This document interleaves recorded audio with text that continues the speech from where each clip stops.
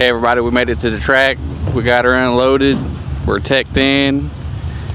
Here before too long we'll be able to make our first pass. Hard to believe just a week ago this was sitting beside my barn rusting in pieces. But we got her together, gonna see what she'll do. You guys go ahead and tell me what you think about that name. My wife came up with it. I think it's pretty funny. If you guys got an idea for a name, just let me know in the comments below. Alrighty, we're gonna go see what this thing will do. And he's off for his maiden pass.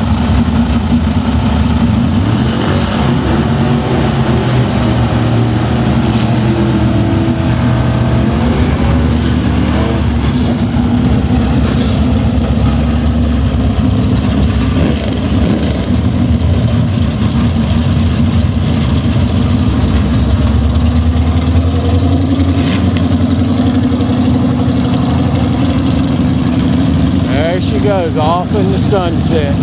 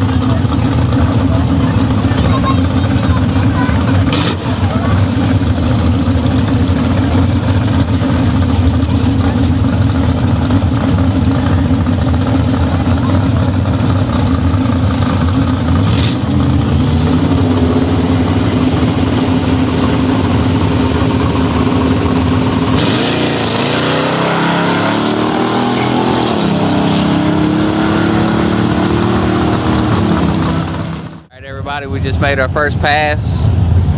I got to the top of second gear and the front end started shaking violently. So we took a look at it when we got back into pits. That A arm bushing right there is just toast. That one's not in much better shape.